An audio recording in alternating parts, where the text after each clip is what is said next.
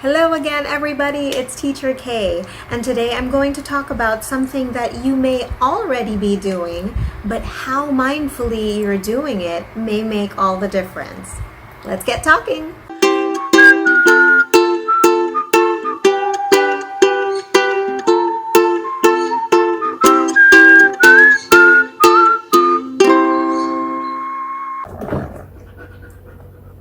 Hello, thanks again for being here. So today is about modeling. Actually, I don't consider this a technique per se because it is innate in all of us, because everything that we are is what we model to the children that we interact with. In light of that, we have to be really aware of the words that we choose, of the expressions that we let out, of how we control our emotions in front of our children, and things like that. In episode 2, I showed a small anecdote of my friend accidentally using the word chaka to describe a doll, and they were shocked that her baby picked it up. And that is just an example of how quickly they absorb the things that they hear. So we have to be careful. Are we okay with the things that we are not aware we are showing them or teaching them? I got another interesting video clip from one of my best friends who also makes vlogs, and recently we've all been learning the ukulele. Just a few days ago, she caught her 6-year-old niece making a ukulele tutorial on her own. Hi guys, have a blue ukulele with a white flower here. Actually, this song is all about Lion Sleeps Tonight. It's my first time I'm playing the ukulele. My auntie's a great teacher, so I'm teaching you guys. Another of my best friends told me a story about how her infant made a mess somewhere, and she heard her 7-year-old daughter say, "Talaga naman." It was funny because she realized that that's what she says when she finds something in disarray. Being a model is a great responsibility, so we just have to be really aware. It's a time for self-observation to see if there may be things that we do that we're not even aware of. But instead of letting that responsibility become something scary or daunting, I'm going to give you 5 tips that will hopefully make you into the supermodel that I know that we all can be. You want to be on top? First, number 1, be aware of yourself and your home environment. So in your household, that's not just you as parents, you as caregivers, but everyone else. So including the extended family. Maybe if you often have neighbors over, they are also part of your babies or your children's models.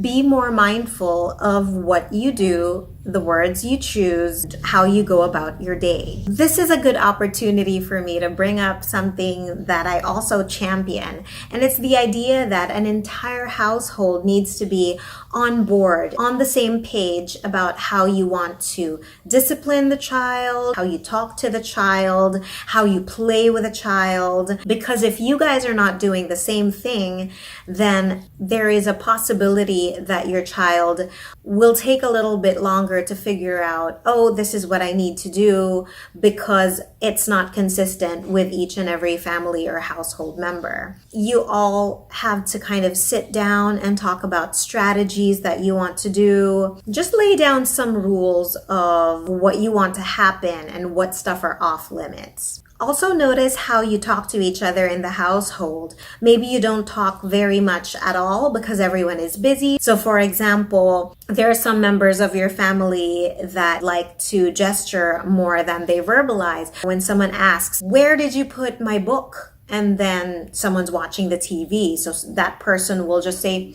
"Dun, dun," instead of saying like on the shelf or on the table. And again, I'm not judging you. I'm Filipino as well. I have pointed with my lips, so it's totally not a problem. But I'm just saying, if that's okay with you and know that that's how that appears in your child's eyes, then that's what they're probably going to initially pick up and will start to communicate as well. And you as a model is not just about verbal communication or gestural communication, but also in the way that we regulate our emotions. So sometimes if your child sees you working and you're always looking stressed and saying things like, "Ay, nako," and you have to know that emotive expressions have high impact on children, and it's possible that they're going to pick those up first. So just be mindful, more mindful of how you go about your day and what you do. Number 2 is be the better example. So we are at an advantage where we have more vocabulary, more means of expressing ourselves than our babies, than our children. When they make communication attempts, whether gesturally or verbally, but in approximations, then you can just provide the better example instead of saying, "No, that's not the way to do it." Example, your child is asking for water and you know that he's asking for water because he's trying to reach for it, and says "wawa" instead. Instead of saying "not wawa," you can just go straight into saying "water. Here's water." You corrected him, you provided the better model, the better example, without actually having to say that's wrong. Brush teeth. Okay. At the stage where they're just learning words, I also urge you to resist from asking what, asking them to label everything. So instead, just always bombard them with the information. If you want them to learn the word for dog, for example, and instead of showing flashcards of a dog and saying, "Dog, what is this? What is this? Dog. Dog," again, one more time, dog. So instead of trying to do that, you can just present the word in many different ways, like dog. Dog is barking. Woof, woof, woof. Dog is jumping. Jump, jump dog. Dog is eating food. So what this does is it takes the pressure off the child, but it still encourages them because you're still responding to their communication attempt. So when they say something, you still say something back. But instead of it being, "What did you say?" or "correct what you said," you're just going to repeat it in the better way possible. Number 3 is show and tell, not just tell. So sometimes we have the tendency as grown-ups to, because it's so easy for us to just say the word for it without realizing that the concepts may not be as solid in your baby's brains yet. So they need a word and a visual aid or a visual component to be able to solidify that idea. So whenever you're presenting something, for example, you want to model how to ask for water, for example, you can say, "Water, did you want me to give you water? Give you water." Number 4, always think about their level. What skills are they showing you at the moment? So if they're at a level where they're just trying to make sounds, so they can already say "ah" and "ma," for example, I want you to think about what you want to hear from them next. Do you want more of the same sounds in different contexts? Or do you want to hear them make more different sounds like bo or ke or something, or Kaye? So think about those things when you're trying to model something else. So if you want to hear more of the same, for example, she has ma in her sound repertoire, then you will want to model ma in other ways. Masarap, masaya. If you want to have them say different sounds or explore, then you model those different sounds. So like I've said in my other videos, animal sounds and sounds in the environment are commonly easy for children to pick up. Start with things like moo or beep, beep, beep, or swish, swish, swish, and things in songs. If your child is in the point where they're just trying to start expressing themselves with either sounds or gestures, one of my best friends also has a baby, and there was a time when her baby just wouldn't stop whining, and she finally understood that the whining was most likely because she was hungry or asking for food. I told her, okay, so instead of just saying stop or wait or what do you want, can't, when you know what she wants and she wants food, you can just model how else, aside from whining, can she show you that she wants food. So it could be calling your attention, like maybe tapping you. You can show her, Mama, want food. Mama, give food. If they're already starting to make single word sounds or syllables, then that's a very appropriate line of modeling. For kids that are already trying to make word approximations, so if they're trying to say, for example, ball for ball, then you can just say, oh, ball. Yes, ball. Here's the ball. For those who are already using single words, for example, they want to drink something and they say water.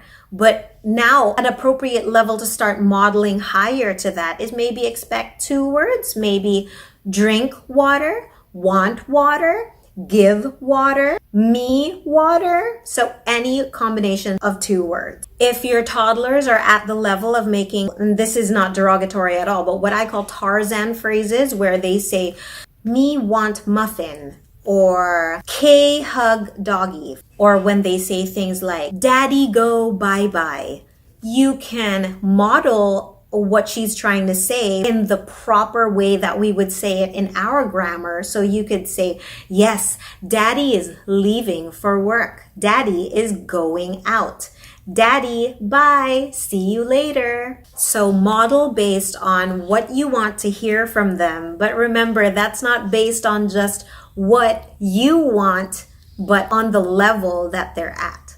Number 5 is don't forget to reward the behavior with either verbal praise or an actual item or gestural praise. This is supported by positive reinforcement theories that when you are given something for a good behavior, you keep repeating that good behavior. That is the same way that I've trained all my dogs, including Salty, and that is not to insult you or anyone, that dogs are like children, but I'm saying that teaching is teaching, and one of the most instinctual ways to learn things is to be rewarded for it. So don't forget to reward. There is actually a textbook version of how to model involving 3 people. So 1 facilitator and 2 participants. So one is obviously the child, and the other participant could be a sibling, or in a group of friends or another parent. What you could do is, as the facilitator, you want to provide the target behavior that you want the child to do.